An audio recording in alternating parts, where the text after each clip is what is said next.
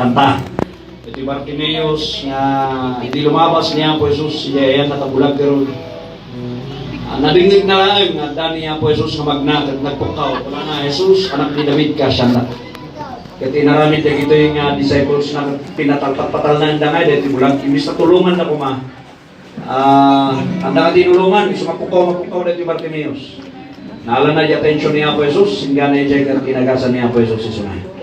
So ano ang daman timang pasarsartan king kang umawag ka niya po Diyos, sa ating magsartan. Umawag tilata ka niya po Diyos.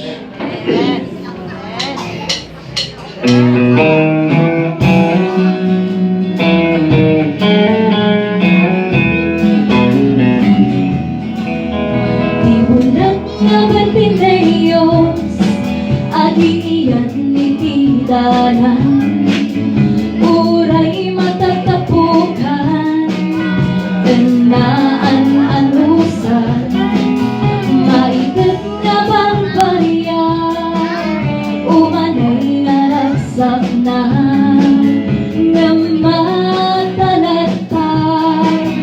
bibir-birugan na, ang pamanangad na, nga at dali Jesus, saan nga nagdwa-dwa, nga itutukaw na. Jesus, anak ni David, o kaasyan na yung daging disipulo, pagpasara-sara talenda, idaan mo, ipuso ni Kristo, manangahasi, ken mangisakit, pasinuman di umawag ken kuana, isalakan ken bendisyonan na.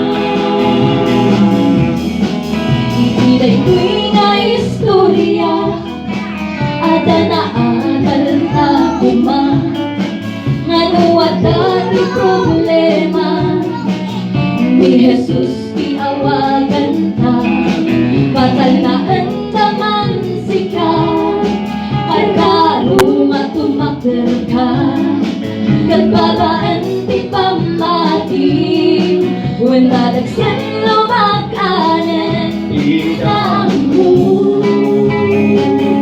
puso ni Kristo,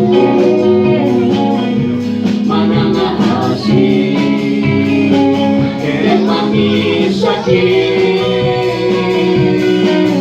pasinuman di umawag ken kuana, isalakan ken bendisyonan na.